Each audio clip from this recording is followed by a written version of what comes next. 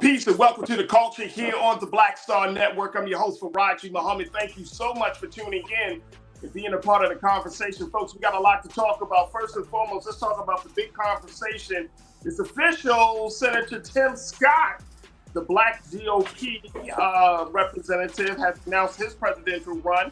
We'll talk about the implications of his candidacy. Also, let's talk about Dems' policing policy. Have they moved away from being progressive to now just trying to win elections? This is the big discussion as Ms. Cherelle Parker seems to be getting closer to becoming Philadelphia's next mayoral hopeful. We'll have that conversation. Also, we'll be checking in with our doctor, Dr. Bridget, MD, for this week's Reclaim Your Wellness, as she talks to us about the implications of social media, TikTok, and other platforms on children. Yep. Just don't tell your children not watching your Black Star. We'll have that conversation. And I got something else for you. So stay with us. It's a lot to discuss on today's edition of The Culture right here on the Black Star Network. Let's go. Woo!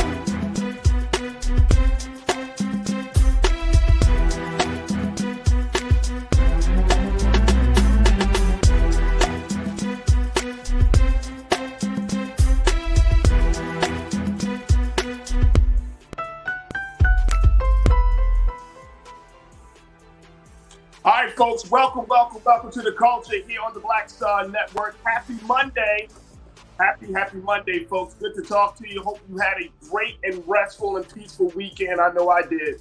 So big shout out to everybody that is tuning in today. Big shout out to my culture crew. I'm ready to jump right into it and have those discussions with you. Make sure you join us if you have not had a chance to participate in the conversations. And this is one of the very, very, very few spaces where we want to hear directly from you. You can log in and check us out on YouTube as we're streaming right now on that platform. But also we're streaming now on blackstarnetwork.com and, of course, on the big platform, Amazon News. So we would love to hear directly from you what you have to say about these big conversations. All right, let's jump right into it.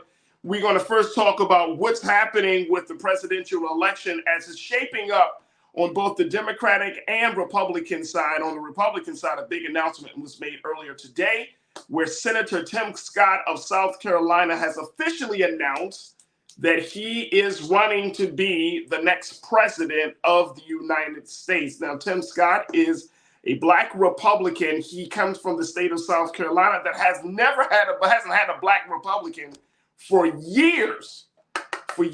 But Tim Scott seems to be a shining star in the GOP, and he has already amassed $22 million in the war chest as he goes forward in his endeavor to become the second Black president of the United States. So I wanted to talk to us a little bit about this, especially given the fact that the Republicans have they got a race issue. They got a race problem, just like the Democrats, but more so the Republicans, trying to figure out who is going to be the next candidate that's going to represent the future of the party and the candidate that has what it takes to go against the former president, Donald Trump.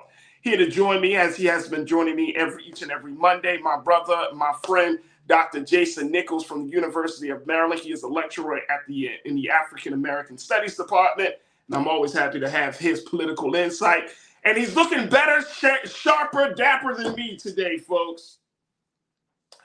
Yeah. Oh, boy. I got to stop bringing you on, man, because you're upstaging me, Jason. You're upstaging me, brother. Never that, my brother. You always sharp. I appreciate that, man. I appreciate it. First and foremost, bro, good to talk to you.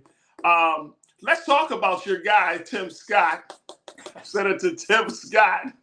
Jay, if you don't know, Dr. Nichols is always on conservative platforms. He's probably one of the few Black that's good that talks about these things. But Senator Tim Scott has announced his presidential run. What do you make of it, bro? Well, I think he knows that he has no chance of actually becoming president. I think that this is a run for to be a running mate. I think he could be chosen by any number of the candidates. Everybody but Nikki Haley would probably choose Tim Scott if they're smart.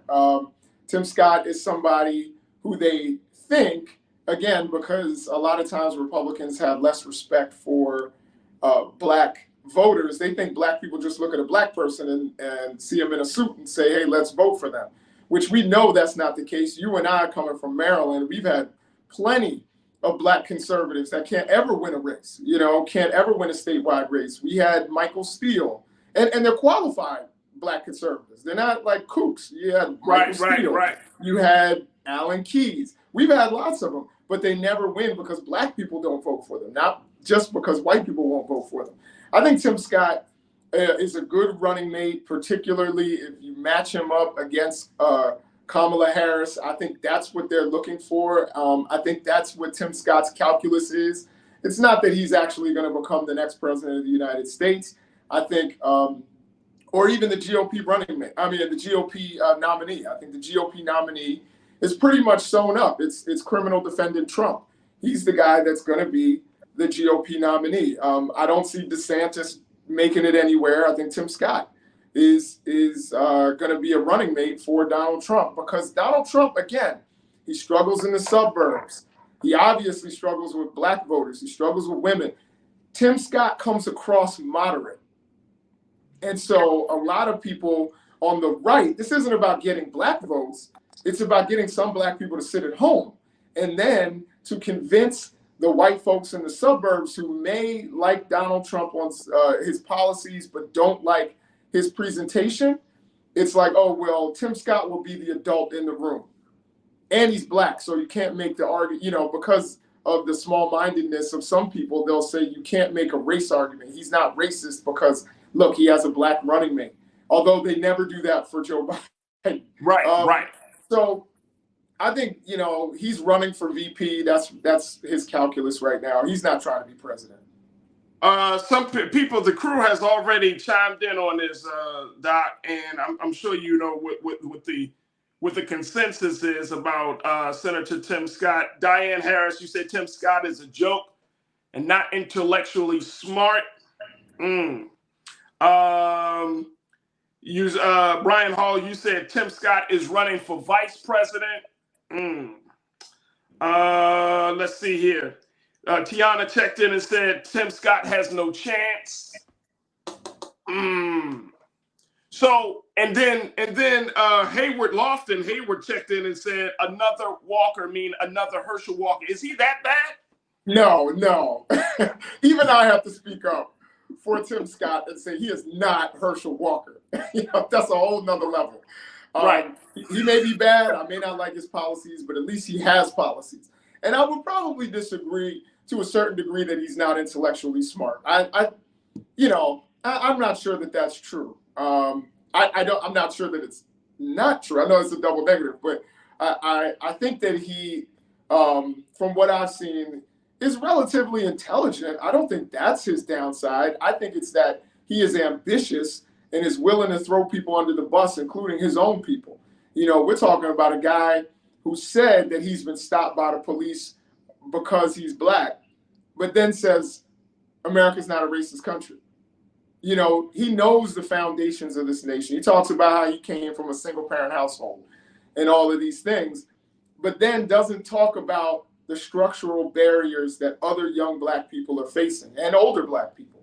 So I think, the right is going to try and take him, not because they want your vote, Black Star Network viewer. They don't want your vote. They want you to sit at home. They want you to say, look, you don't like Joe Biden and you don't like Donald Trump. And, Donald Trump isn't any more racist than Joe Biden because, look, he has a black person and so does Joe Biden. So, and this guy comes from South Carolina, so he's, so they cancel each other out. So just stay home. That's what they want from you. They want you to say, I don't like Joe Biden. He can't talk. He's old, and not vote. I think the big thing, and trust me, I've heard as much as you stated. I'm in some of these circles. I see it. I hear it. I'm the, I guess I hate to say the spook that's out by the door sometimes, or Invisible. If you read The Invisible Man, sometimes they have these conversations and I hear them. So they just like, black people sit at home. They're not trying to win your vote with Tim Scott. You know, Right. they're trying to tell people in the suburbs we're not racist. But the thing is that with the Republican Party, they're not trying to get a massive amount of black voter support, though, right? It's because every time I've heard this conversation, like I remember having this conversation, I think you and I had it, and I've had it for a couple other folks about Donald Trump and the support that he gotten from black men. Like he's not looking to grab 20, 30, 40% of the black male vote or black voter, market. They're talking about 10, 12%, how that can be the difference. Is that still the strategy you think the GOP is going to that's the end goal, rather, that the GOP is going to be reaching for at this point with even Absolutely. Absolutely. They're not, going to go back on police reform. They're not going to talk about police reform. They're not going to talk about any of these issues. They want somebody who can get up there like Tim Scott or like Daniel Cameron or others and say, look, I'm black. They don't have, it's not about the diversity that the Democratic Party has. They want to make people in the suburbs who are uncomfortable, white folks in the suburbs who are uncomfortable with Donald Trump and some of his statements and even some of the policies and some of the things that have been said and say, look, we got a black guy with us. You know what I mean? That's what's really supposed to happen. They may want to peel off some black male votes because black men supposedly are a little more pliable, a voting base, a little more malleable than black women who are firmly, who are the backbone of the Democratic Party. And we've seen more black female visibility. And I think, honestly, that is a problem for Democrats. They do need to have, yes, we have Obama, but that was a few years ago. We need to have more black male presence, more black people, black male strategists, more black men in the room, in addition to black women. Because I think if they peel off that 1 or 2%, because remember, I always tell people, it's not about, like you said, the 30 or 40%. It is about 11,780 votes in Georgia. That's all. You know what I mean? That's like 0.0001% of the voting base in Georgia, of the 16 million or whatever, not 16 million, but the 8 million voters in Georgia or what have you. They're not looking for big numbers. In some of these states, the Pennsylvanias and the Michigans and the Wisconsins, they're not looking for huge margins. Yeah. They want some black folks in the inner city to sit at home. This is why you got long lines. This is why they shut down polling places so that you have long lines. They want to frustrate you so that you don't vote. That's the thing. And in this case, they want to have plausible deniability for racism and be able to push a guy out there. And it's not to get your vote, like I said, it's to get those white folks in the suburbs who were part of the difference. And Doc, I want to kind of expound on that because I want to share with you and with folks what Tim Scott said, because I think he's going to be touching a different chord with his campaign than what we have been seeing coming out of the overall GOP party. Folks, we got to take our first pause. When we come forward, more conversation about Senator Tim Scott of South Carolina announcing his presidential run today. He's one of many Republicans that are looking to dethrone former President Donald Trump. You want to get your take, folks. Join us in a conversation on YouTube. We're streaming there live and on Black Star Network and, of course, on Amazon News. Stay with me. We got a lot to discuss as we continue the conversation here on The Culture on the Black Star Network.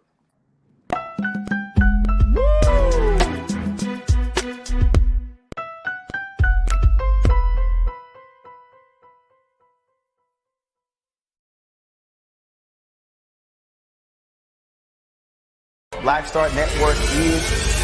Oh, no punch! I'm real revolutionary right now. Thank you for being the voice of Black America. All momentum we have now, we have to keep this going. The video looks phenomenal. See, this difference between Black Star Network and black-owned media and something like CNN. You can't be black-owned media and be scared. It's time to be smart. Bring your eyeballs home. You dig?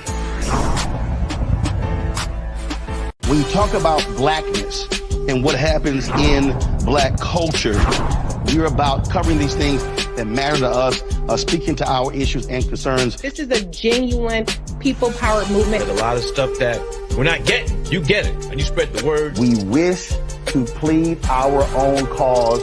Too long have others spoken for us. We cannot tell our own story if we can't pay for it. This is about covering us. Invest in black-owned media. Your dollars matter. We don't have to keep asking them to cover our stuff. So please support us in what we do, folks. We want to hit 2,000 people, $50 this month, raise $100,000. We're behind 100,000, so we want to hit that. Y'all money makes this possible. Checks and money orders go to P.O. Box 57196, Washington, D.C. 20037-0196. The Cash App is $RM Unfiltered. PayPal is R Martin Unfiltered. Venmo is RM Unfiltered. Zelle is Roland at RolandSMartin.com.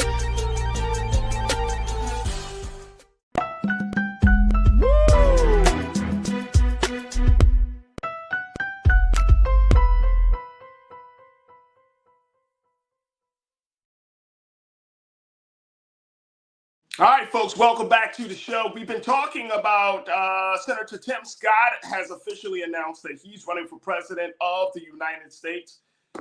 Senator Tim Scott is a black man representing the Republican Party, and he's looking to take the party to the next level. Now, the thing is about Tim Scott is that he wants to position himself as the guy that is coming from the South, that have come from humble beginnings, and then at the same time is a connectedness to the pain that black people in this country have endured as a result of being disenfranchised and marginalized. And he often talks about that in his conversation and his rhetoric, but saying that he trying to position himself as the trailblazer, the guy that's going to lead us through all of the madness, through all of the racism, through all of the oppression, all of the discrimination.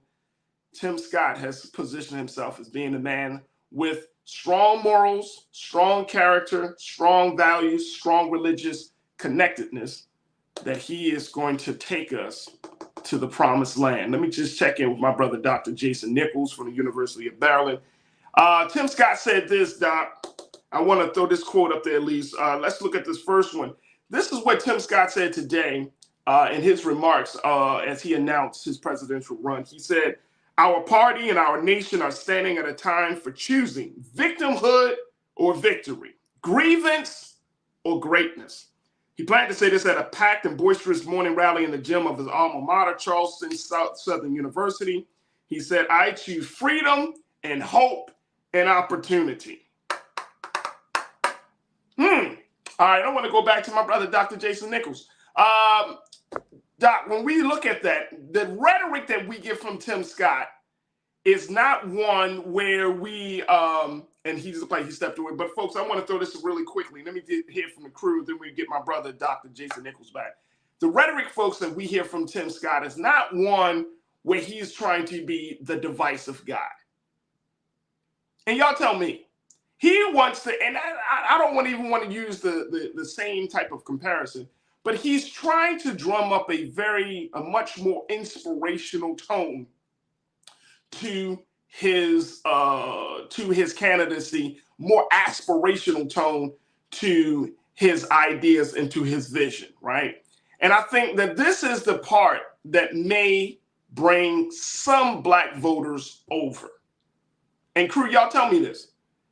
If he becomes more inspirational, if he becomes more aspirational, if he becomes the guy that is going to, that has shown himself to be the guy who has been, quote unquote, living the American dream. He's a part of a party that he knows that has not been, that has not shown great interest in black people, but he's working through that. I'm doing my part to try to open this party up to be more inclusive. Do you think that this is going to bring more people in, especially more black voters? Folks, I want to get your take on this as we have this conversation. And so many of you are checking in. So big shout out to all of our new watchers here on the show today as we have this discussion. But do you think that Tim Scott's approach of being aspirational, of being of showing that he can, if he can get through the party, if he can make some headway in the party, that it might draw or bring more black voters into the party? If he can be a symbol of inclusiveness, And you heard Dr. Jason Nichols just say this a moment ago, folks. He's not talking about big chunks. All you got to do is get a couple of slivers of the black vote, and it could change the dynamic. It can change the game in a very, very significant way. Let me go back to you, crew, and hear what you got to say. Many of you have been bringing up some of the past comments that Senator Tim Scott has made, some of the past things that he has done. For example, Tiana, you checked in and said Tim Scott fumbled the George Floyd Policing Act, that he was one of the voices that stopped that policing act from getting some forward movement. Yes, absolutely. But TJ, as Tiana said, Tim Scott's fumbled. TJ, you checked in and said he has a chance. Yes, because we like success, not poverty. So y'all see me making this face all the time? Like, because it's really, that's the part of the story that Tim Scott, he's not a Herschel Walker. He's not a Herschel Walker, but he's a guy that shows that he has some level of success. And if you're not a deep political, if you don't follow everything that is going on in the political space, if you look at Tim Scott, if you listen to Tim Scott, you might be drawn into the fact that he is a successful black man within the Republican Party. And that his tone is not seeing, like, my story is one of pulling up the bootstraps, not one of keeping, of feeling bad about where you are.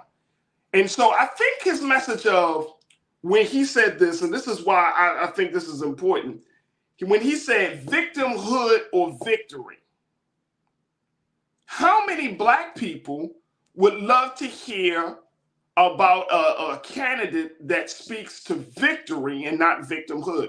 And we have to admit, folks, that there are a number of folks who criticize the Democratic Party because they often make black people look like victims.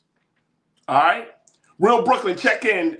You checked in and said this. Only reason why I'm giving Tim Scott an ear, come on, see, I'm telling y'all, we can't just write him off, because Real Brooklyn, you said something. You said only reason why I'm giving Tim Scott an ear is because he defeated Strom Thurmond's son in the House of Representatives run in 2009. We all know who Strom Thurmond was, so he has my interest. And guess what, Real Brooklyn? I think you aren't the only one. I think you aren't the only one who feel that way. I think you're not the only one. Now, Jacqueline Boateng, Jacqueline, you always check in, so it's good to hear from you. And Real Brooklyn, I thank you, bro. You say he's vying for vice president, not inspiring at all. Remember, he is not black yet. Look.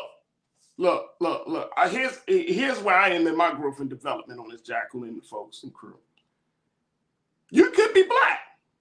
You could know your history and all of that, right? I don't want us to get into a cultural conversation like he's not black or she's not black or black enough, because who sets the standards for that? If you get into that part of the conversation, I feel like it's a slippery slope. So I don't want us to get into a space where we're saying he's not black yet or he's not black enough, because that's all based upon one's view, one experience.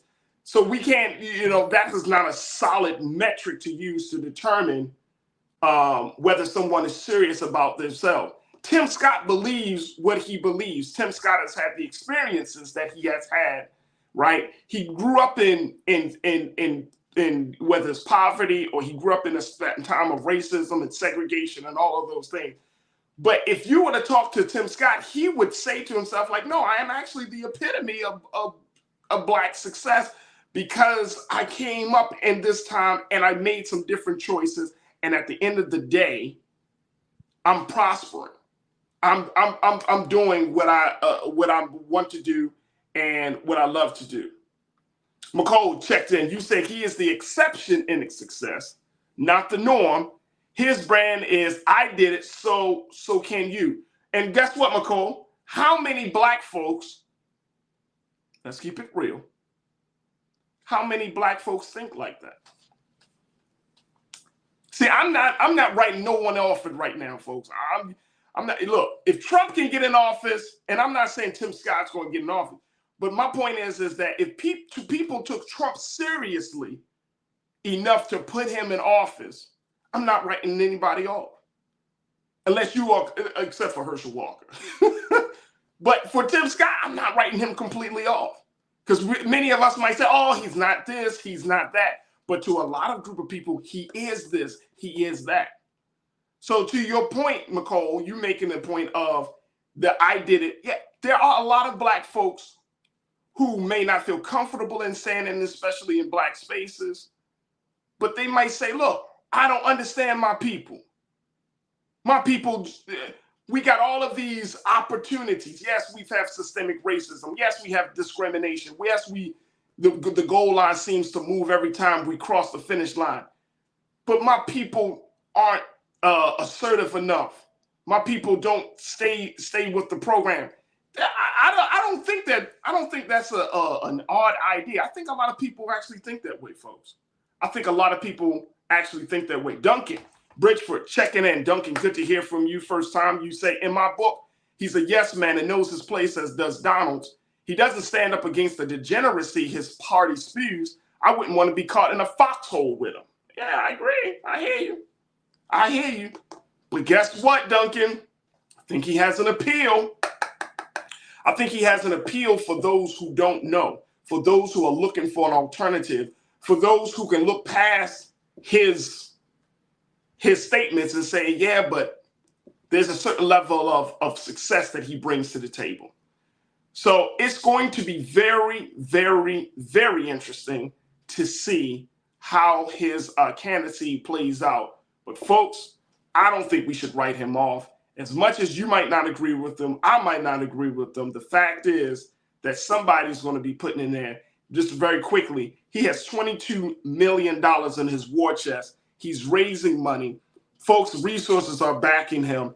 And so we will see how his campaign continues to unfold here. But Senator Tim Scott is not, I don't think he's one to be written off. I just don't think so. All right, folks, we got to take another quick pause. When we come forward, let's switch gears. Let's talk about the other side, the Democrats, and how their policing policy may change and might look a little bit like the GOP. We'll have, I'm going to share with you what's happening in Philadelphia, and I want to get your take on whether you agree or disagree with this new policy. So stay with me. That conversation is up next here on The Culture on the Black Star Network.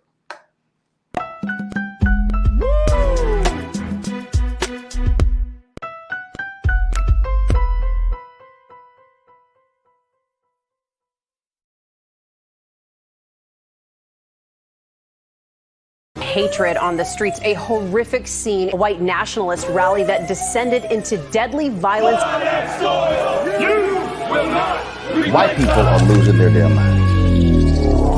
As an angry pro-Trump mob storms the U.S. Capitol, we're about to see the rise of what I call white minority resistance. We have seen white folks in this country who simply cannot tolerate black folks voting. I think what we're seeing is the inevitable result of violent denial. This is part of American history. Every time that people of color have made progress, whether real or symbolic, there has been what Carol Anderson at Emory University calls white rage as a backlash. This is the rise of the Proud Boys and the Boogaloo Boys. America, there's going to be more of this. Here's all the Proud Boys, guys. This country is getting increasingly racist in its behaviors and its attitudes because of the fear of white people. The fear that they're taking our jobs, they're taking our resources, they're taking our women. This is white fear.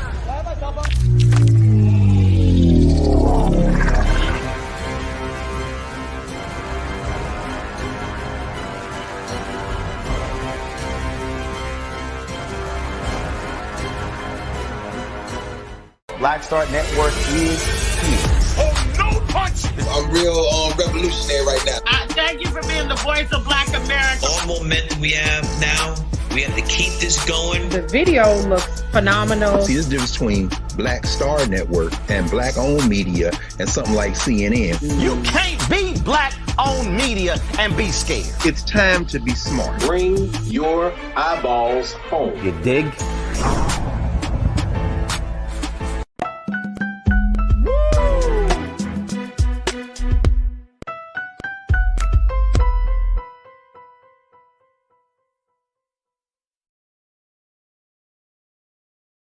right, folks, welcome back to the show. Let me switch gears from talking about the Republicans, the GOP, to now talking about the Democrats. This is one of our big culture convos for the day around this issue that we see coming out of Philadelphia, as they just had a major election, a primary election, where they have moved forward into selecting their next mayor of the great city of Philadelphia. Now, let me just share this with you very quickly, and then I want to get your take on this, folks. The Democrat in Philadelphia's mayoral hopeful, Miss Cherelle Parker.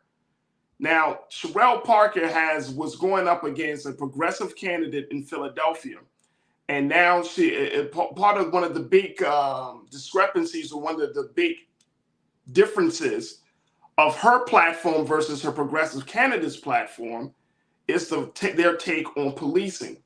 Progressive candidates said, look, we need to invest more into resources. Yes, we can continue to support police officers, but money needs to be put in other places. Well, Cherelle Parker, a Democrat, has said she wants to beef up the police department. And not only does she want to beef up the police department, she wants them to be walking the beat. And check this out, folks, should be able to stop and search pedestrians if they have a legitimate reasons to do so. Yeah, let me just share this with you. Take a look at this first quote here, folks, as we're looking at what's going on in Philadelphia. The Democrat in Philadelphia's mayoral hopeful, Cherelle Parker, who will almost certainly become Philadelphia's next mayor, wants to hire hundreds of additional police officers to walk their beats and get to know residents. She wants to devote resources to recruiting more police, and says officers should be able to stop and search pedestrians if they have a legitimate reason to do so. Now, Park is a former state legislator and city council member. She argued that it's a false choice to decide between investing in policing and addressing broader societal problems. She said it is not either or. She said this during the campaign. She said that approach helped her defeat progressive rival Helen Jim by more than 25,000 votes. All right, crew, what's your take on this? And I'm asking the question. Now we're looking at this new, this win in Philadelphia. If Cherelle Parker becomes the next mayor of the city of Philadelphia, right? I'm looking at the policing policy coming from the Democratic Party. Is it about stopping crime or winning elections? Because Democrats have known not to be as hard or as tough on crime as Republicans, right? Even though, and this is, I'm gonna show you the two dynamics. Even though folks say, oh, the Democrats are not as hard on police, on police or tough on crime as Republicans, but it was under Clinton that we got that famous bill which locked up black men across the country, where black men were criminalized for a host of reasons. It was under, I know in my home city of Baltimore, with the stop and frisk, it was under a Democratic Mayor Martin O'Malley, that we saw black men being locked up at a higher rate. We saw stop and frisk incidents more. So we can't, I'm not sure why Democrats have why there's this idea about Democrats not being tough on crime like GOP, like the Republicans, because from my experience, the Democrats have followed their tough on crime strategy pretty well. But this is post George Floyd. This is post of all of those police shootings. This is post the larger discussions about, how we should defund the police, that now we're seeing that Democrats may be turning a page on getting tough on crime at a time where people have been calling for more progressive, bold action to take place. And we find out that a lot of these candidates who are taking more of a progressive approach are less appealing to voters who want to get tough on crime. So is it about stopping crime or winning elections? And this is what I'm asking from the Democratic's point of view, folks. Share your thoughts as we have this conversation, because I think so many of us, we want to see crime stopped, but we do want to see some advancement in policing. Can we do both? Cherelle Parker says it's not about either or. We can do both. But I'm not sure if this is the right take or the right measure for us to take. Lori, you checked in. Lori Park said, well, her city is going to lose millions with all of those lawsuits. There's too many lawsuits. Too many lawsuits. Walumbo the Goat, you checked in and said, frisk you under the law. I'm with that if law has been violated. Okay. If the law has been violated. If the law has been violated. Let me just share with you very quickly, before we take our next pause here, let me share with you what one political science professor out of Temple University in Philadelphia had to say about this. I'm talking about Michael Sansis. Michael said this. Take a look at this quote, folks. He said that Tuesday's results suggest the salience of police reform may be subsiding from the days when people were protesting in overwhelming numbers. Take a look. He said crime has crowded out concerns about over-policing. It doesn't mean that people have become anti-reform. That can easily be surfaced. It's just a sign of where the public's attention is and where political leaders have moved, and that's really toward the center. So we don't want to see the two extremes, like you overinvestment in police or you underfund police. He's saying that most of folks, and this is why political leaders are starting to walk this walk, is wants to be in the middle. You want to keep the police department strong, but then you also want some progressive ideas to speak to mental health issues, police to speak to response rates, that speaks to the abuse and brutality that we're seeing in these national cases. So is this about stopping crime or winning elections? Which way do you think political leadership should go, especially Democratic political leadership? I want you to share your thoughts as we're streaming right now on YouTube. We're going to take another quick pause. When we come forward, I want to get to you what you have to say, crew, about this and about Ms. Cherelle Parker's stance on this. Is this a sign that the Democrats may actually be tougher on crime and wanting to go into that space rather than actual police reform? I want to get your take on that. Stay with me. The conversation continues with The Culture here on the Black Star Network.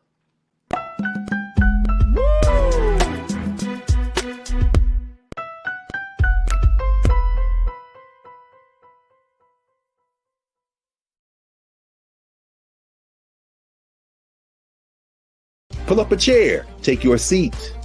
The Black Tape with me, Dr. Greg Carr, here on the Black Star Network. Every week, we'll take a deeper dive into the world we're living in. Join the conversation only on the Black Star Network. Black Star Network is here. Oh, no punch! I'm real revolutionary right now. Thank you for being the voice of Black America. All momentum we have now, we have to keep this going. The video looks phenomenal. See, there's a difference between Black Star Network and black-owned media and something like CNN. You can't be black-owned media and be scared. It's time to be smart. Bring your eyeballs home. You dig?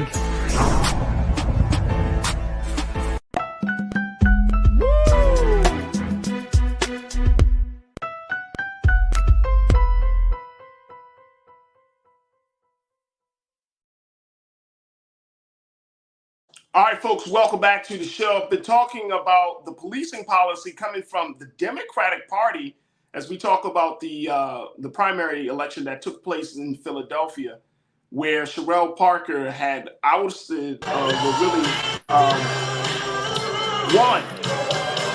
Yeah, take a look at that. That's just some of the footage of Cherelle Parker's victory, as she had beat her progressive rival Helen Jim by 25,000 votes. And one of the big pieces of the agenda was where those candidates stood on policing. Cherelle Parker wants to invest more into police departments. She wants officers on the beat. And she even has gone as far as to say that she wants to devote resources to recruit officers, and officers should be able to stop and search pedestrians if they have a legitimate reason to do so. Stop and frisk while they're walking the beat, folks. This is a different tone that Democrats have taken around the issue of policing, especially after the summer of the killing of George Floyd, which we are coming up on this week, folks. And in terms of his death anniversary is May 25th. But look at how the conversation of policing has changed this country. There was call for everything from defunding the police to creating alternative law enforcement entities, to breaking up large departments in cities that have become known and have really cities that have become known for police violence and police brutality. So to now we're getting back to having a more tougher on crime stance coming from not the Republican Party, but from the Democrats. So what's your take on this, folks? Do you agree with Cherelle Parker that it's time for us to crack down on crime, and the best way to do it is to invest in the police departments, to get officers walking on the beat again, and to give them the power to stop and frisk anyone they see as being, if they have a legitimate reason to do so? All right, let me go back to you, crew. Shalenda checking in. You say, we know from past experiences that stop and frisk will target Black people. Absolutely. We don't have to talk much about that. We don't have to talk much about that at all. That's the part of the reason why and I'm saying so many advocates, Black and brown advocates, activists, young leaders have went out to the streets to talk about this issue. We've seen that in major cities across this country, whether it's Los Angeles here, whether it's in New York City, whether it's Baltimore, whether it's Philadelphia, Chicago, Miami, wherever you are, whether there is a large population, a concentration of Black and brown folks, stop and frisk, unfortunately, has been part of the policing strategy in those big cities. So yeah, absolutely. And how do you explain that in the city of, quote unquote, of brotherly love? TJ, you said, I need to feel safe when walking the streets of Philly. Well, will you feel safe if the police pulled you up for a quote unquote legitimate reason?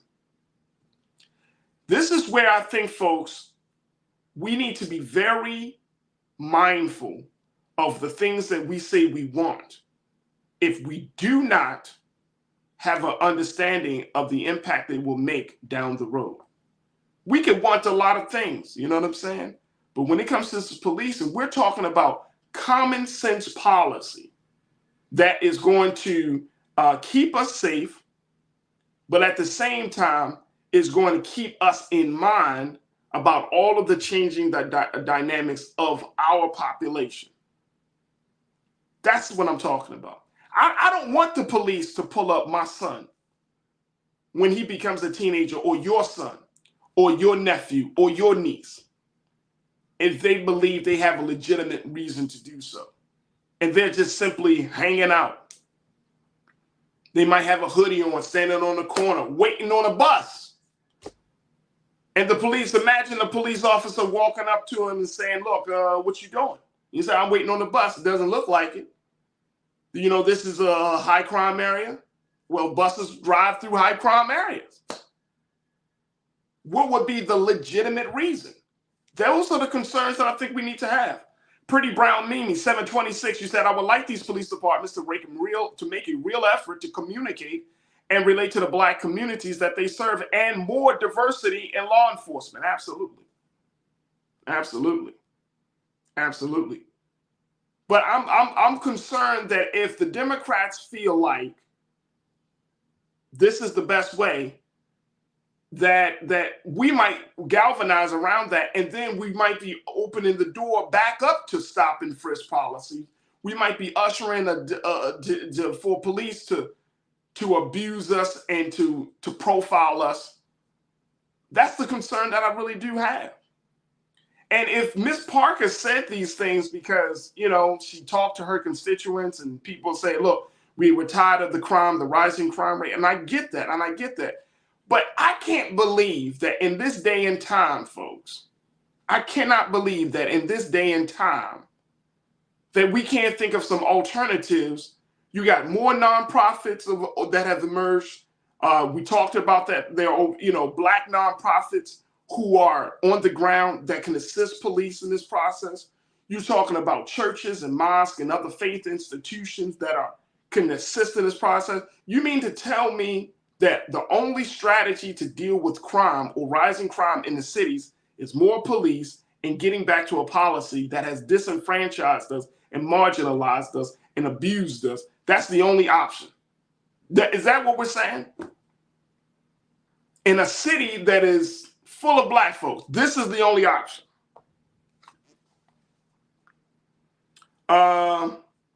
Erica Beverett.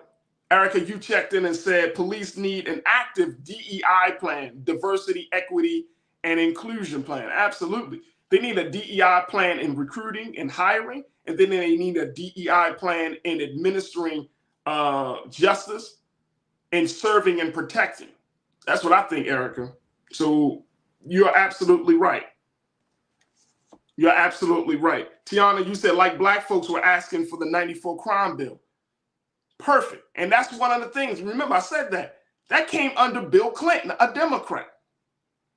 So, and look, if you look at the history, we often kind of characterize it that, oh, Biden was there, Bill Clinton was there. Black leaders were there.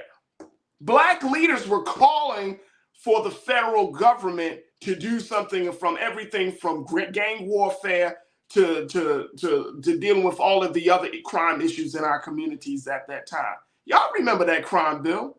Y'all probably got family members that have become, that were abused and victimized under the crime bill. But y'all remember it.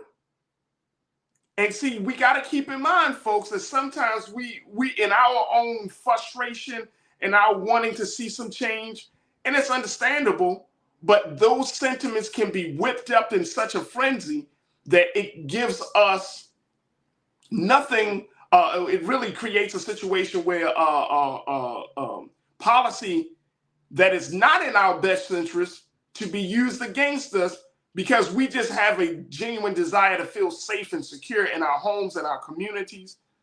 But then somebody else will take that very natural sentiment and make it unnatural, creating policies that are against the very interest. I'm not saying that if you want to feel safe in your communities that you want to see black folks get their head busted by police. I know that's not the case. But there aren't any checks and balances. There aren't any boundaries on how certain policies like this get enacted. And I think that's the thing. That's the great concern. So I'm all for making sure we make our community safe and decent places to live. But I'm very concerned by opening up Pandora's box and saying, yeah, we need more police. We need police to walk the beat. And more importantly, we give the police full range power to stop whoever they want to, that they deem to be a problem or based upon some quote unquote legitimate reason. I'm very concerned about that. I am not looking to bring back the 2024 crime bill in the city of Philadelphia. How about you? How about you? So folks, I want us to think through this. And I'm bringing this story up because I want us to think through this. We can want one thing, but we better damn sure have a plan on how we can make that one thing good and in the best interest for us all. Look, I got to take another pause. When we come forward, we're going to switch gears. Let's stop talking about crime. Let's talk about health and wellness. We're going to be checking in with Dr. Bridget Williams, MD, to give us this week's Reclaim Your Wellness and so much more. So stay with me. It's The Culture here on the Black Star Network.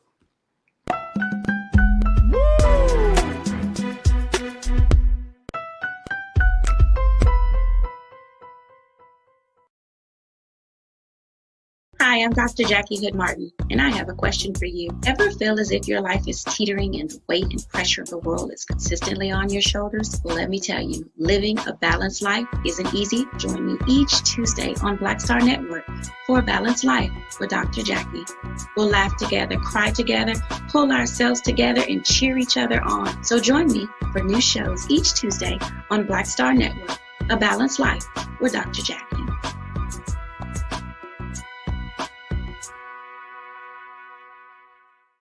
When you talk about blackness and what happens in black culture, We're about covering these things that matter to us, speaking to our issues and concerns. This is a genuine people-powered movement. There's a lot of stuff that we're not getting. You get it, and you spread the word. We wish to plead our own cause.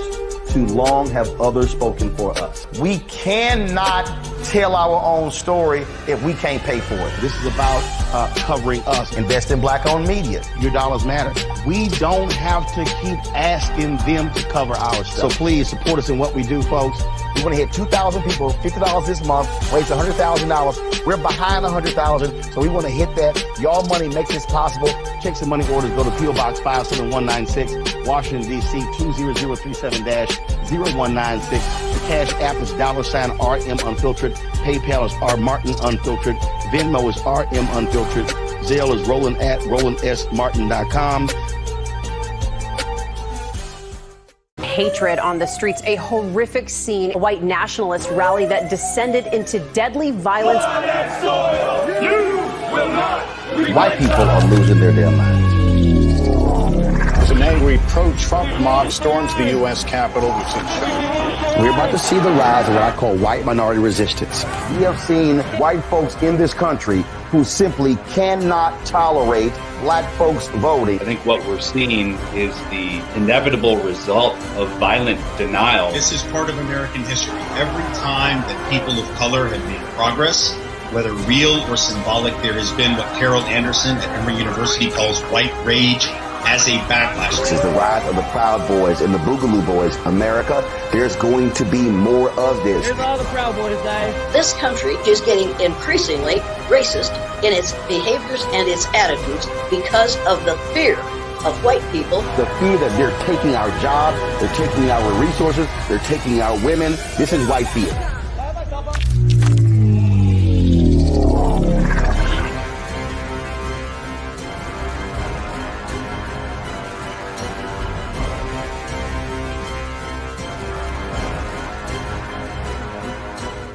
Pull up a chair, take your seat.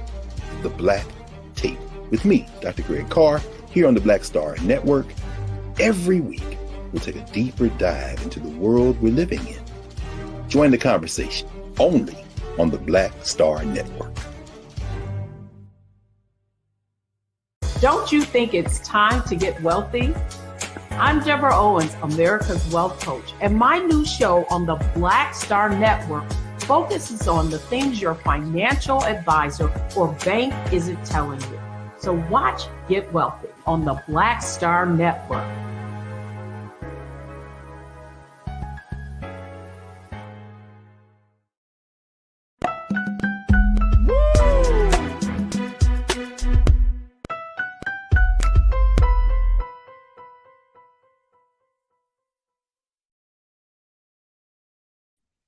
All right, folks, it is Monday, and as we have been doing every Monday, is as much as we talk about the political and social things, we got to talk about health and wellness. And so let's get another installment of today's Reclaim Your Wellness with Dr. Bridget, MD.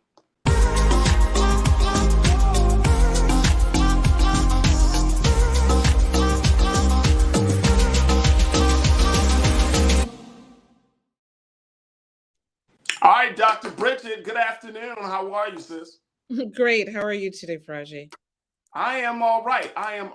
Let's talk a little bit about something that I think a lot of parents and school folks, and now a lot of states have actually been talking about. I said that we're trying to shift gears from the politics of health and wellness, but this is actually a political conversation just as much as it's a health and wellness conversation. Yeah. Where we're seeing states doing some stuff with social media.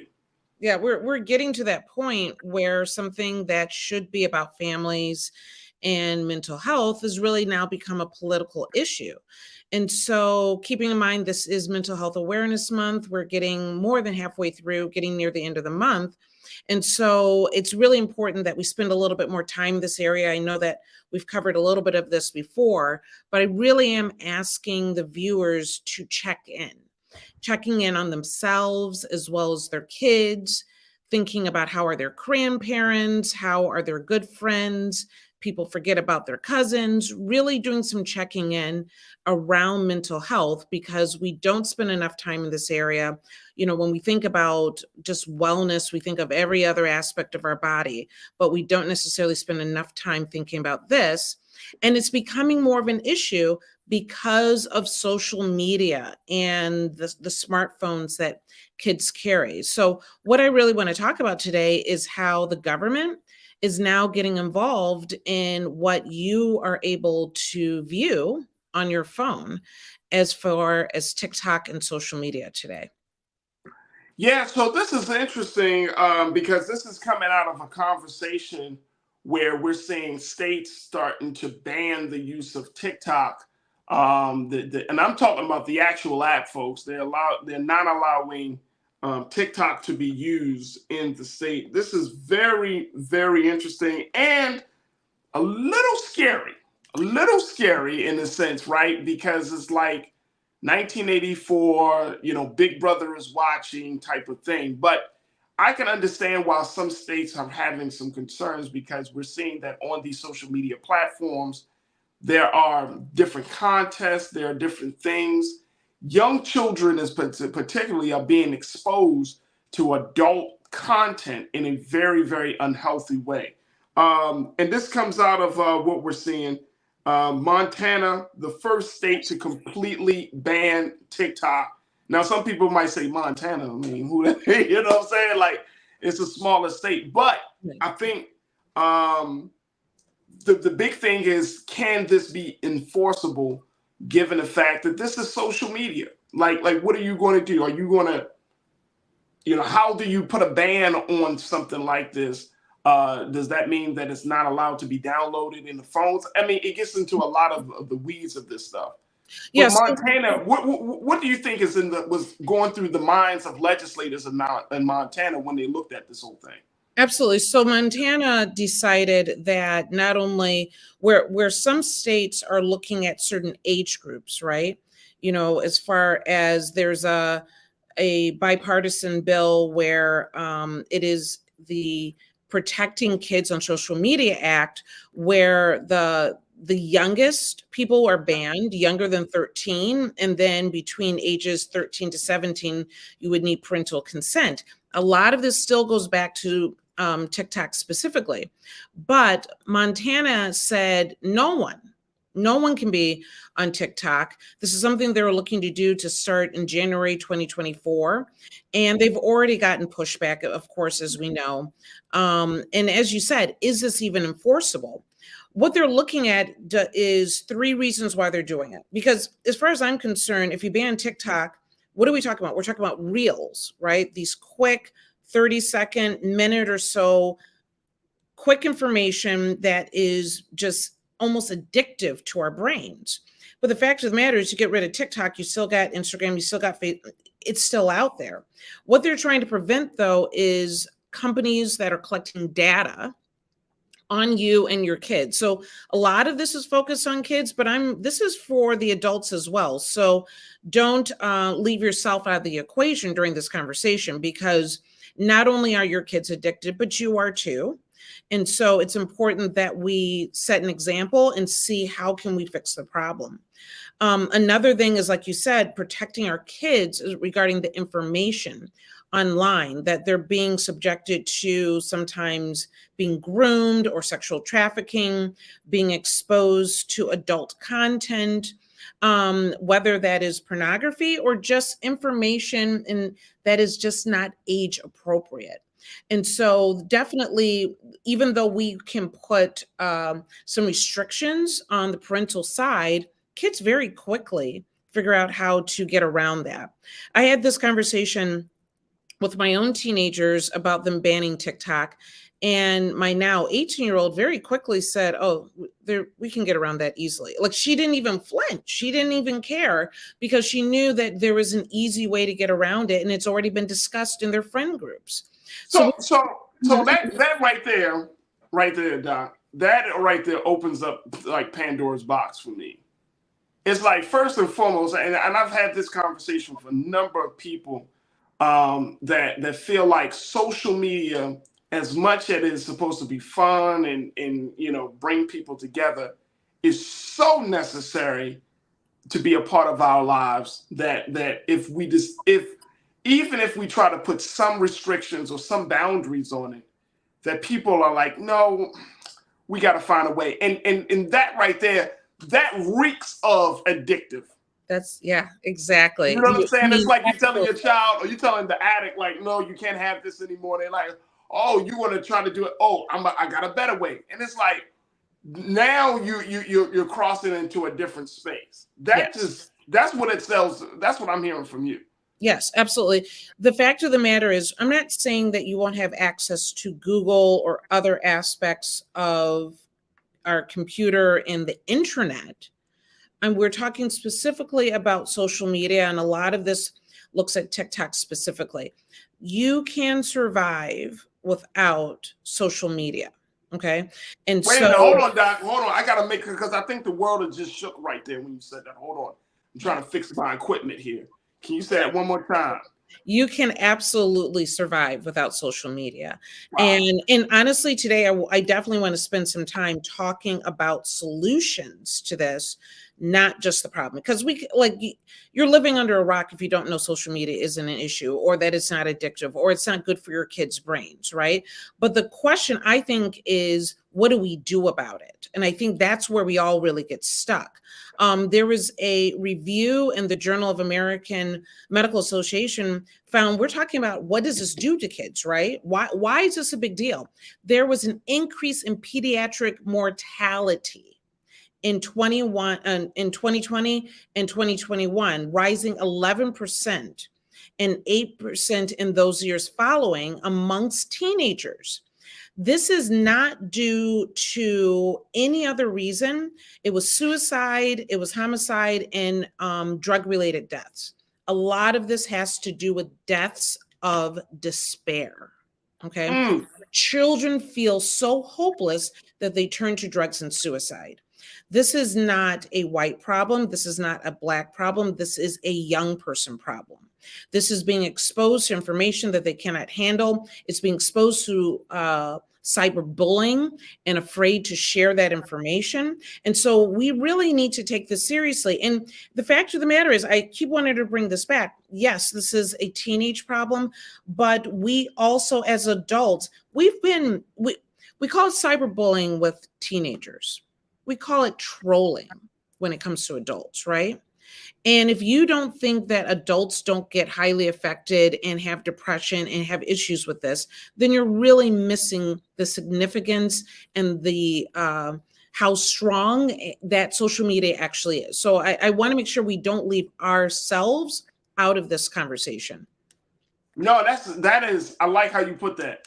We call it cyberbullying as teenagers, trolling as adults. Yeah.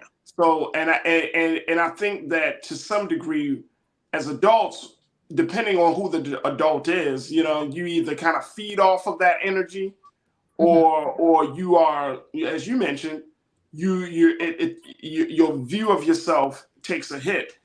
But the cyberbullying for a child, they're not emotionally, mentally developed to make those decisions. So you're like, oh, they're just goofing off. They take that stuff to heart. Yes. Absolutely. And that whole thing about death of despair. Yes. And it's a horrible situation. I think one big difference for adults versus our teenagers or young people is that many times if we have someone trolling us, it's rarely someone that we really know personally, though I've had that happen as well, right?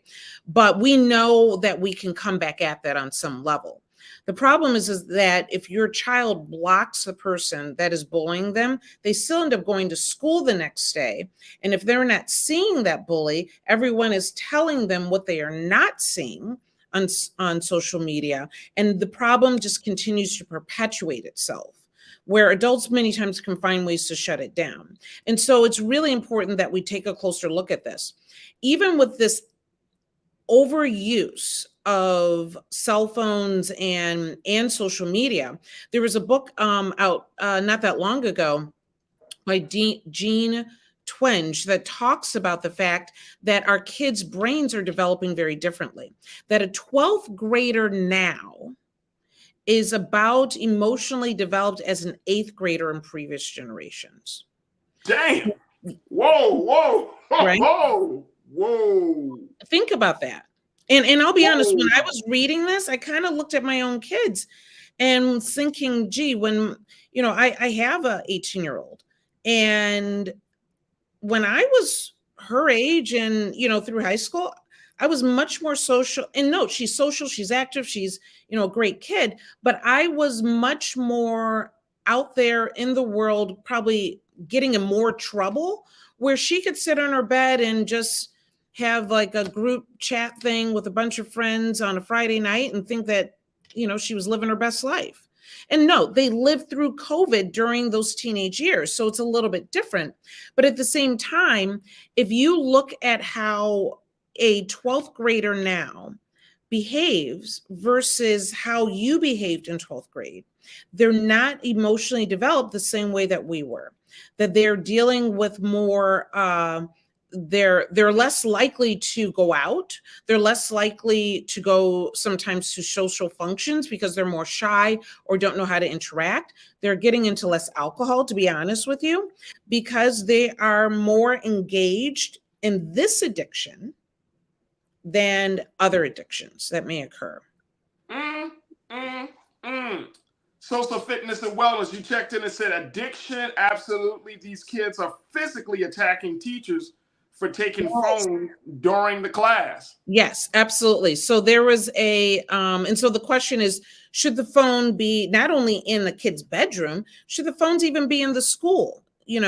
And there is police in Rocky Mountain, North Carolina. There was an investigation over a fight over a cell phone between a substitute teacher. Also in Tennessee, high school teacher was pepper sprayed twice by a student who became irate that her phone was being taken away. I saw the video for that. Doc. And I mean, all he was trying to do was take the cell phone. Yeah. And she went off. But I did read, and I'm just please correct me, that there's some dopamine levels, like what we're taking in affects the serotonin and the dopamine in our brain. So like we get excited when we get a notification versus when we don't. Like, can you explain that before we take our next pause?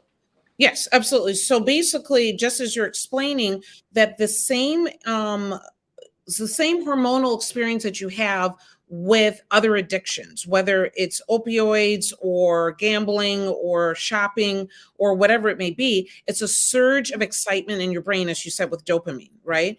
And so every time you get a like or some sort of response on social media, it urges you to come back in and get another one. It urges your brain to give you a certain level of joy and satisfaction that you keep getting more and more drawn into this, which keeps kids up half the night trying to get more and more of this interaction on these apps. And the fact of the matter is that we need to control the access in a very meaningful way and find other things for our kids to get involved in, which we can talk about when we come back.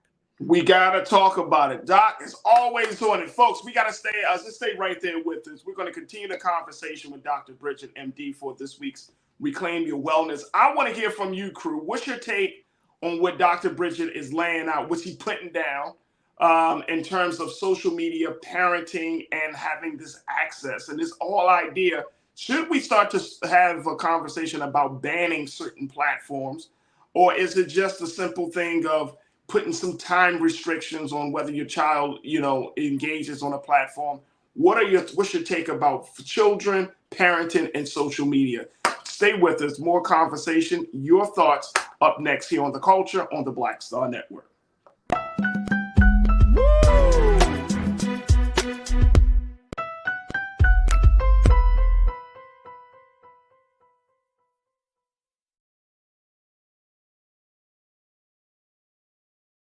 Hi, Hi, I'm Dr. Jackie Hood Martin, and I have a question for you. Ever feel as if your life is teetering and the weight and pressure of the world is consistently on your shoulders? Well, let me tell you, living a balanced life isn't easy. Join me each Tuesday on Black Star Network for A Balanced Life with Dr. Jackie. We'll laugh together, cry together, pull ourselves together, and cheer each other on. So join me for new shows each Tuesday on Black Star Network, A Balanced Life with Dr. Jackie.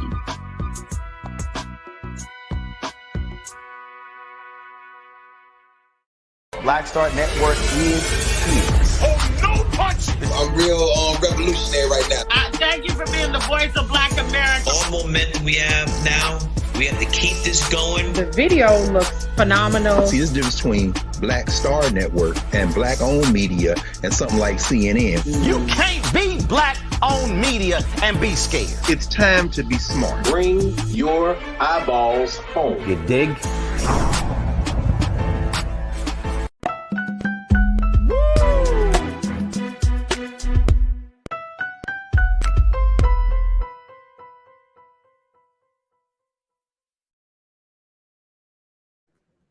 All right, folks, welcome back to the show. We've been talking to Dr. Bridget, MD, our resident family physician here on The Culture, to talk to us about a host of things for this, for her Reclaim Your Wellness segment. And this week, she's talking about parenting, social media, and the politics of it all.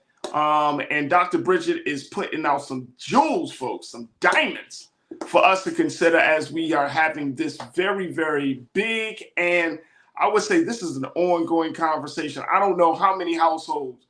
I know it's a big thing in my household.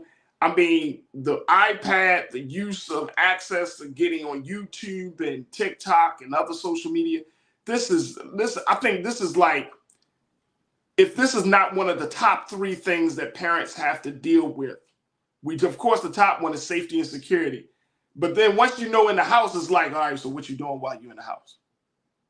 You know what I mean? Like social media, your children have access to these type of platforms, to these apps.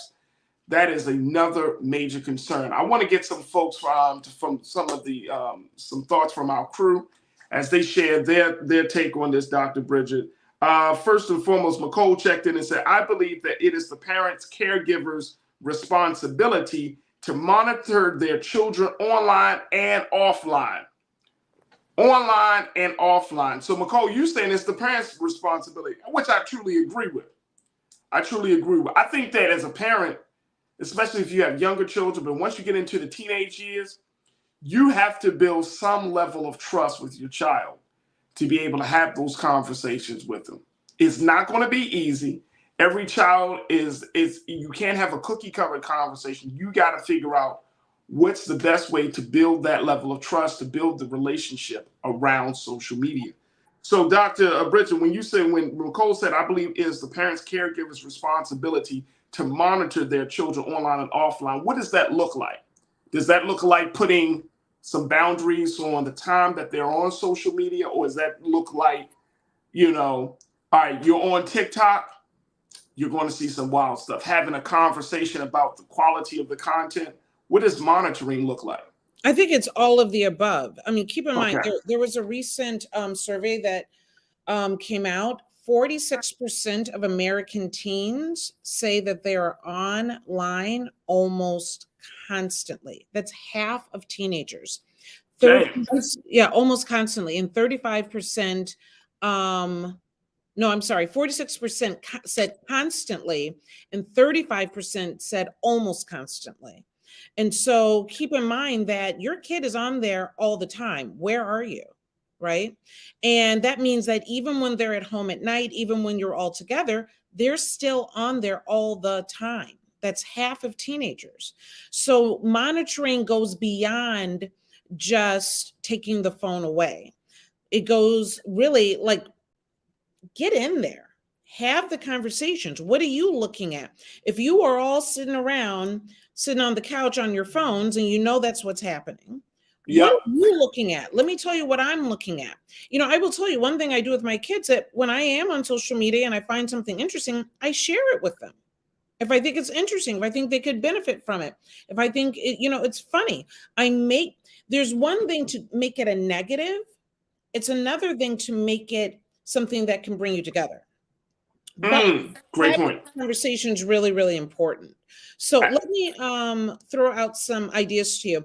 And keep in mind, I want to make people realize that we're not just talking about being on the computer or social media. We're talking about children and anxiety. Okay. We're talking about what this does to them. We talked about the addiction and the dopamine, but we also need to be aware that the anxiety and the depression that it might cause. There's a new documentary that's out called Anxious Nation. Okay. And it says that 29% anxiety is increased by 29% in the recent years. And so kids, like almost a third of kids, are more anxious than we've ever seen before. And so if you're dealing with this, if you want to dig deeper, definitely look up anxiousnation.com. They have 2 contributors that will be significant. The Kenya Hamed, who is a neuropsychologist that is going to have input on there. And Tim Story is a pastor, author, and speaker, and he also talks about this as well. So definitely look that up. It's something that's just came out, and I think it's worthwhile for people that have kids. And sometimes you don't recognize anxiety right off the bat. You sometimes see combativeness or withdrawal, and many times it can be anxiety. Absolutely. Absolutely. Let me get back to what the crew is saying, and I'm glad that you brought up this point. Tiana checked in and said, this is why we need to log off and take a break from social media. We need to normalize taking a break. Absolutely. Absolutely.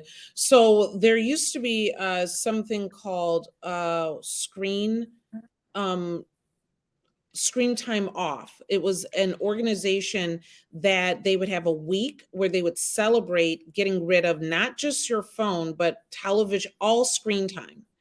And they would provide activities and things all around the country, things that you could go to really kind of get away from it, take a week off from the screen, and giving parents ideas of what to do with their children of all ages. It was a nonprofit that eventually, I believe, might have lost some of their funding, but it's something that you can still do at home in some ways as well.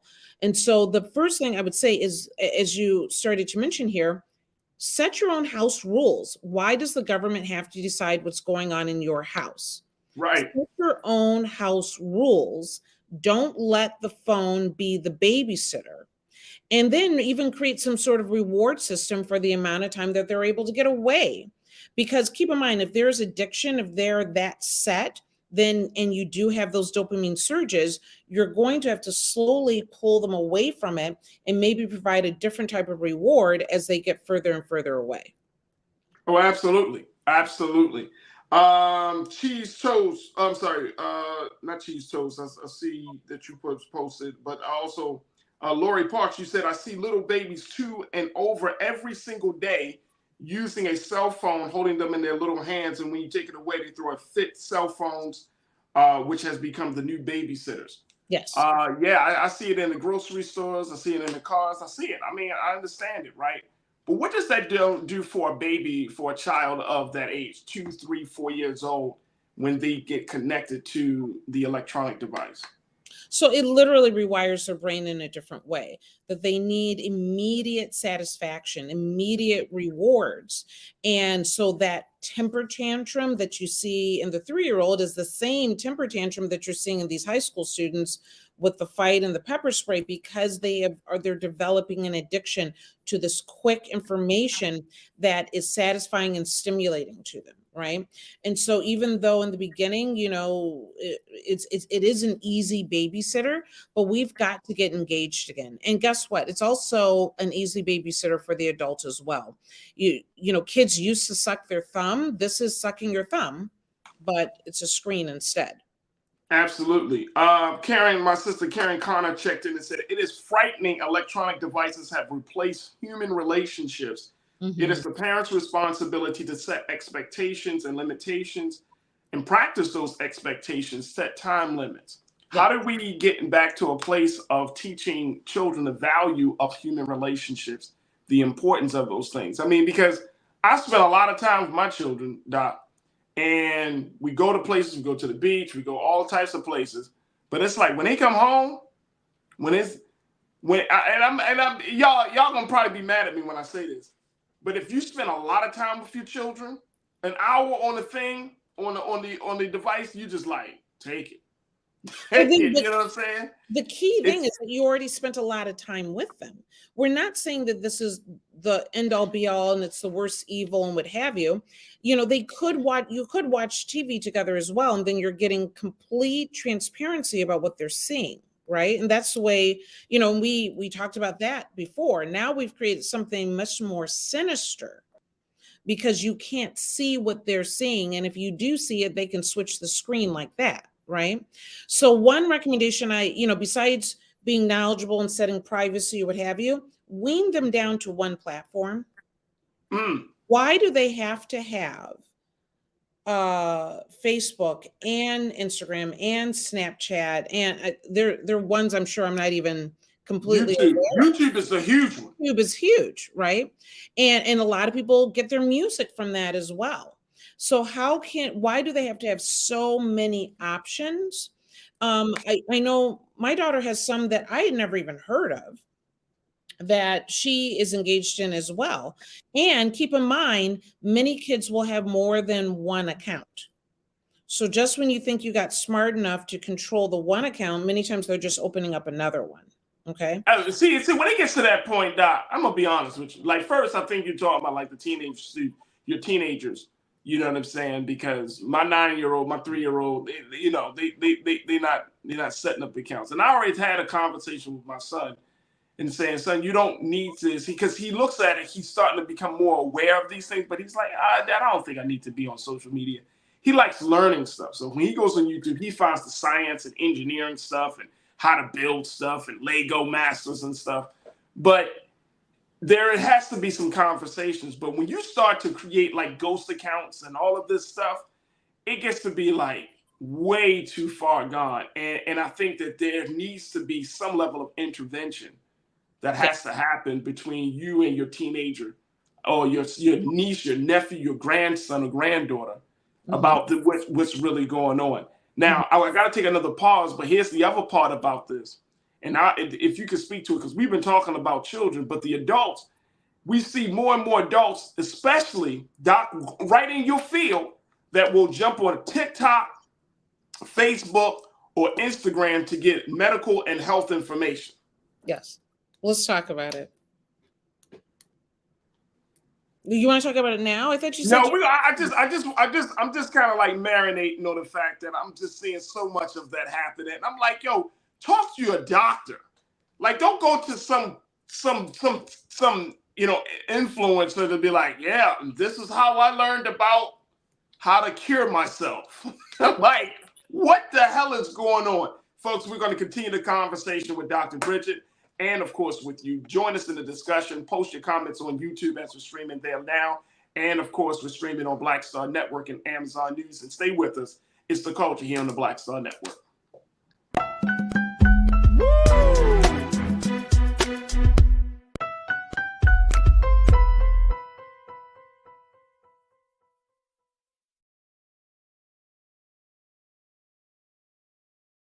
When you talk about blackness and what happens in black culture, we're about covering these things that matter to us, speaking to our issues and concerns. This is a genuine people-powered movement. There's a lot of stuff that we're not getting. You get it, and you spread the word. We wish to plead our own cause.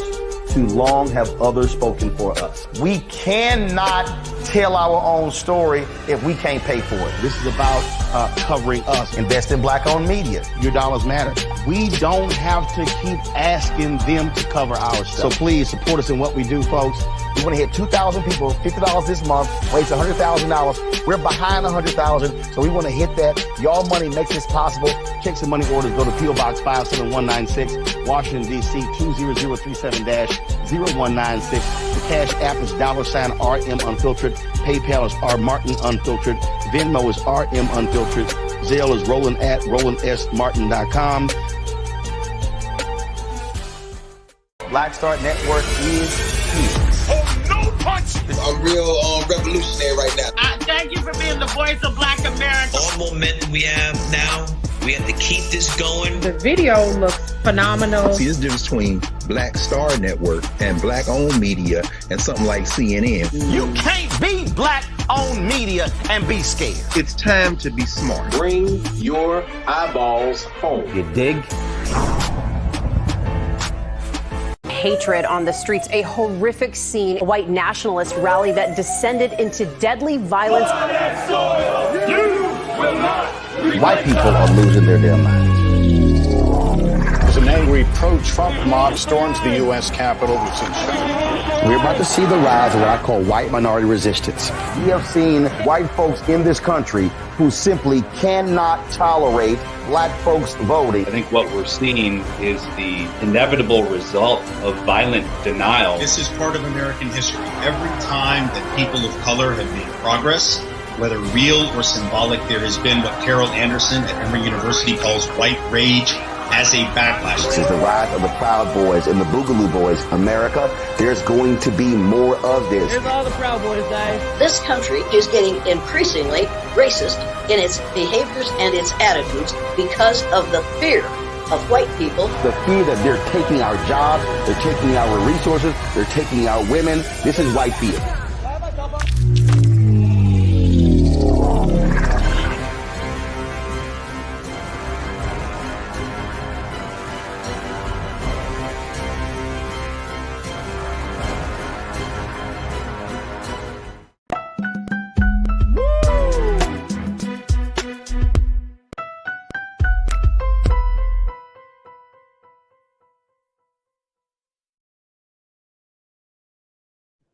All right, folks, welcome back to the show. We've been checking in with Dr. Bridget, MD, for this week's Reclaim Your Wellness segment, as we talked about everything from social media, the impact it has on children, and the impact that it has on adults when it comes to parenting and understanding things in the world.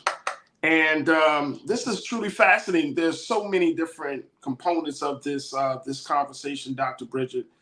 Before I talk about the impact that it has on adults, we have one crew member, Nolan J7439, said, Dr. Bridget, can you speak a little on how adolescent brain development coupled with unsupervised internet use contributes to certain social dysfunctions?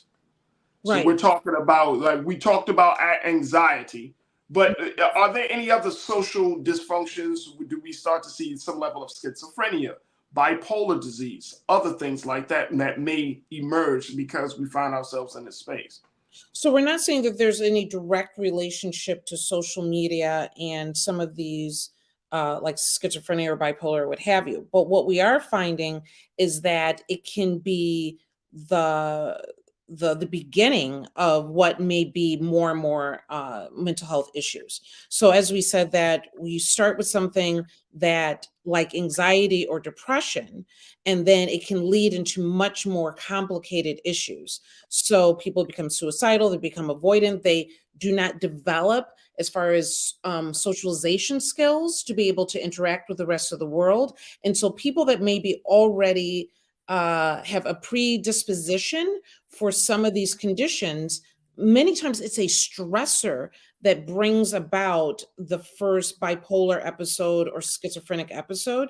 And so in some ways, if this is that stressor, then you might see a correlation, but it is not the social media itself that causes it, if that makes sense. Yeah, that makes a lot of sense. That makes a lot of sense. So let me just say this, as we look at the impact of this on adults, Doc, that we just came out of COVID. Culture crew member Erica Beverett made this point that we came out of COVID, everything went online, whether it's our children's schooling, whether it's us doing work. Now we're in this digital space.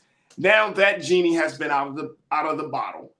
And now folks are saying, hey, it's not good to spend a lot of time online. And you're like, but the whole world has told us to go online. Now we're supposed to just jump back out into the real world.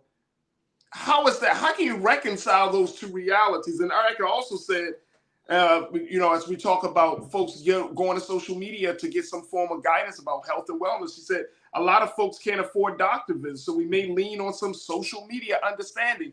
we have been told that social media is the place to go. This is our new reality. And now it's like, nope, that's not the new reality. That was only a new reality for 2 years. But now it's time for you guys to get back out into the real world.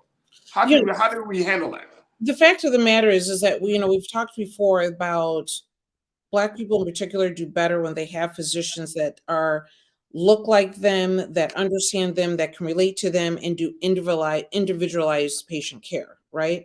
So when you decide to seek medical advice from, like you said, an influencer or someone that sometimes is being paid to recommend certain things, you cannot say that that is for you, number one, okay?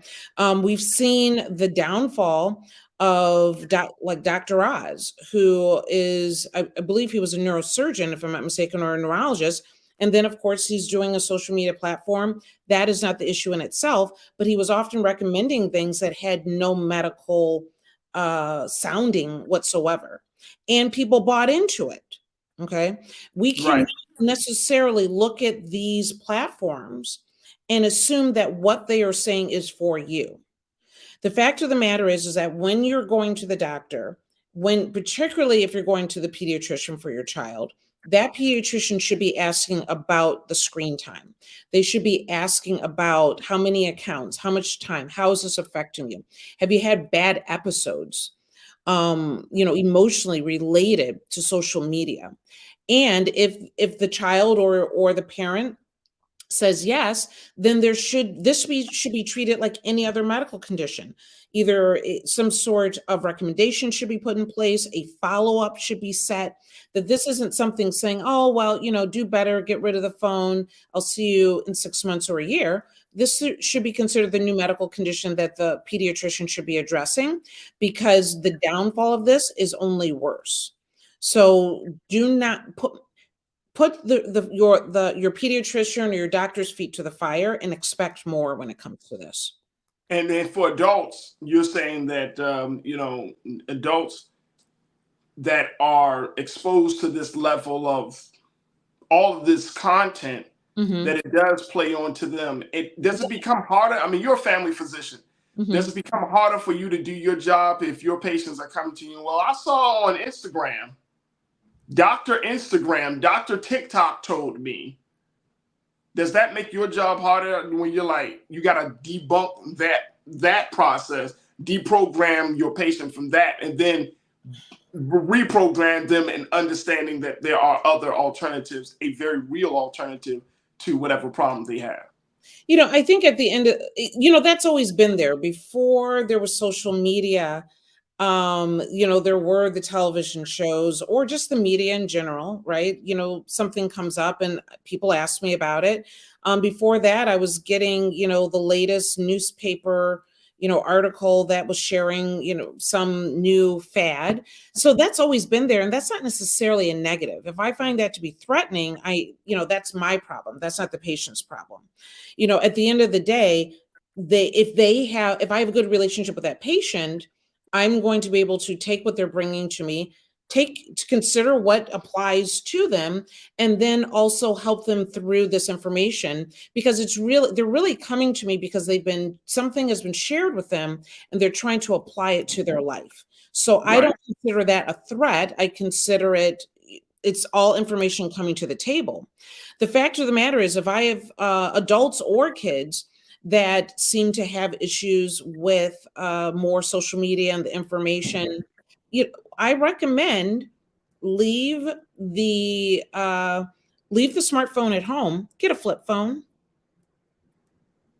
Get a flip phone that you're using, whether it's the kid takes it to school. Okay, you can get a burner phone and it doesn't cost that much. You won't have some of these issues. It'll get you away from it, but you can still have contact with your kid. Adults are doing it now too. It's become very popular for adults are saying, I still have a smartphone when I need it, but day to day walking out the door, they take a flip phone that doesn't have all that information at their disposal constantly. If this is a real problem for you, that is a solution. Another thing is, just like at the bar or a big party and people put the car keys into the bowl, when people come home at the end of the day, those phones should go into the bowl or the kitchen or into the charging station or however you want to, address this. And most of the time I hear from parents, adults as well as kids that, oh, well, this is my alarm clock. Alarm clocks aren't that expensive. Get a regular alarm clock to wake you up. Get the phone out of the adult bedroom as well as absolutely out of your kid's bedroom. Plugging in the phone should be in another location so that they are not waking up in the middle of the night and you're not waking up in the middle of the night, dealing with social media and, being drawn into the space that actually it's a waste of time. It slows down your day. It makes you less productive. Absolutely. Absolutely. Man, oh man, Dr. Bridget, you always breaking it down. Look, is there going to be an after chat about this today? Absolutely. I have some more suggestions about how to manage this for adults as well as for kids, as well as some other resources that I think people find interesting. So I will see you at 5:30. And folks can definitely log on to Dr. Bridget's IG page. If you don't follow her, make sure you do. Follow her on Instagram and on Twitter and all social media. But she has those after chats, 5:30 p.m. Eastern Standard Time, right on her IG page. Phenomenal discussions about things that we talk about here and some additional information she can provide. And it's just a great way to get your questions answered by our very, very, very cool and laid back and just overall just knowledgeable Dr. Bridget, MD. Doc, thank you so much for joining us again this week. We look forward to reconnecting with you soon. Absolutely. Thank you, Farajii. You're welcome. All right, folks, we got to take another quick pause. When we come back, let me share with you some good news. Stay with me. It's The Culture right here on the Black Star Network.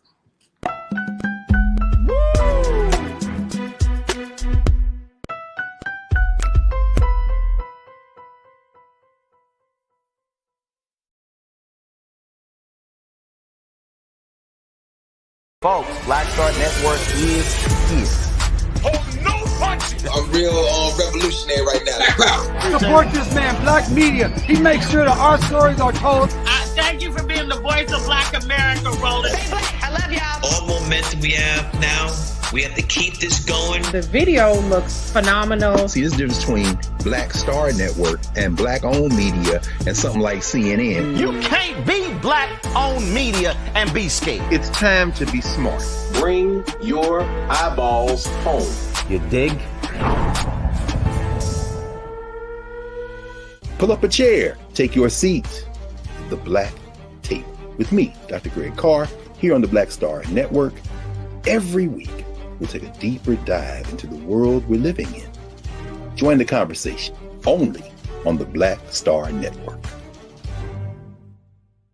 Hi, I'm Dr. Jackie Hood Martin, and I have a question for you. Ever feel as if your life is teetering and the weight and pressure of the world is consistently on your shoulders? Well, let me tell you, living a balanced life isn't easy. Join me each Tuesday on Black Star Network for a Balanced Life with Dr. Jackie. We're all impacted by the culture, whether we know it or not. From politics to music and entertainment, it's a huge part of our lives, and we're going to talk about it every day right here on The Culture with me, Farajii Muhammad, only on the Black Star Network.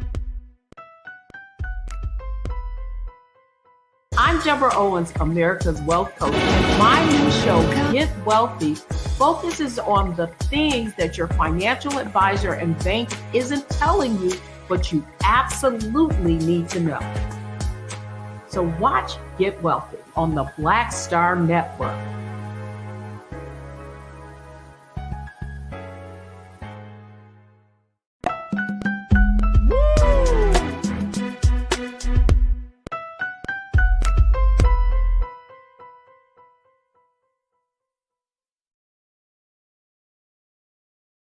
All right, folks, welcome back to the show and our final conversation. It's just something that I saw trending that I wanted to share with you, some good news, and it's about Miss Brittney Griner.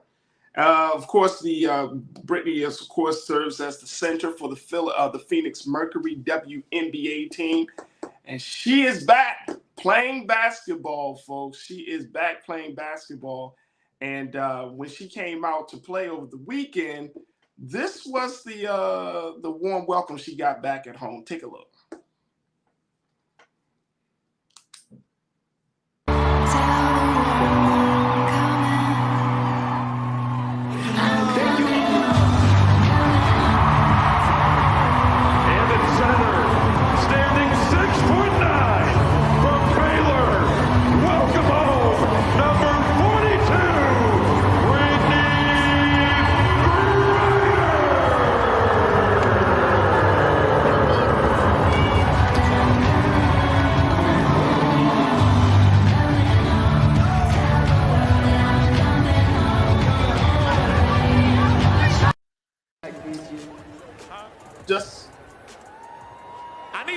noise for sports fans. Basketball is home. Let's show some love and join us in welcoming BG.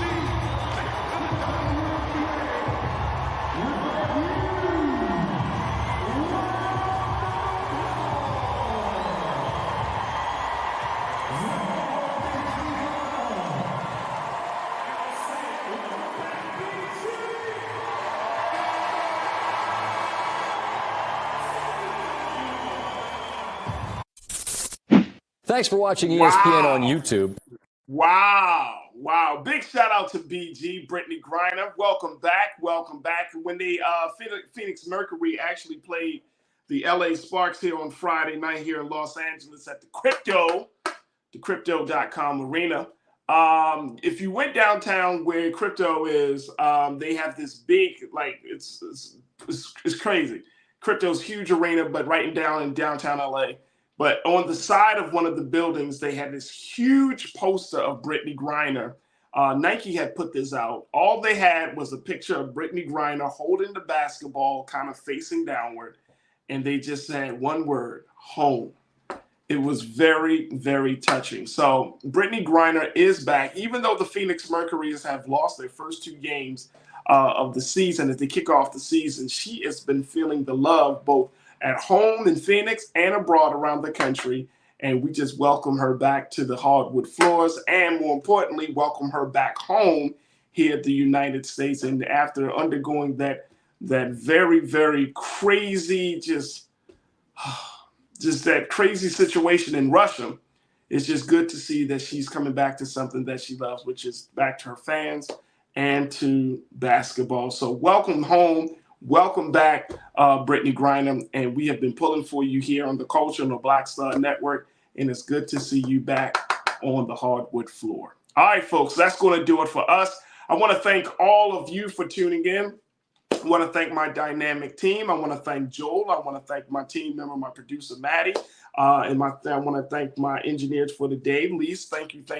And, of course, our controls room for making today's show possible. Make sure you do your due diligence and show your support. Go to blackstarnetwork.com, where we're looking for your financial support to continue the great work that we're doing here on The Culture and on all the other shows here on the Black Star Network. And while you're there, make sure you download the app for free. Follow us on social media at Black Star Network on Twitter, Instagram, and, of course, share it with your family and friends. And just let folks know that Black media is here to stay. Also, while you're on social media, make sure you follow me, yours truly, Farajii Muhammad. You can find me at The Real Farajii on Instagram and at Farajii on Twitter. I would love to connect and build with you, and let's continue to have conversations about the culture. All right, folks, stay tuned. Up next is 6 p.m. Eastern Standard Time, Roland Martin Unfiltered. Make sure y'all check out Dr. Bridget for her after chat at 5:30 p.m. before you jump on to check out Brother Roland and the panel. But as always, never be afraid to challenge what's wrong. Stand for what's right while being yourself in the process. God willing, we will talk tomorrow for another exciting edition of The Culture right here, exclusively here, only here on the Black Star Network. Have a great afternoon and evening. Talk to you soon. Peace.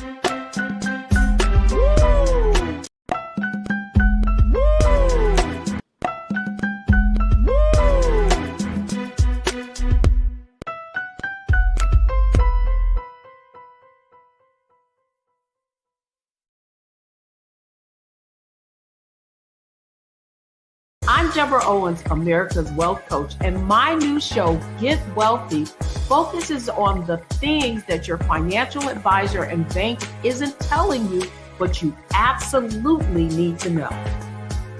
So watch Get Wealthy on the Black Star Network.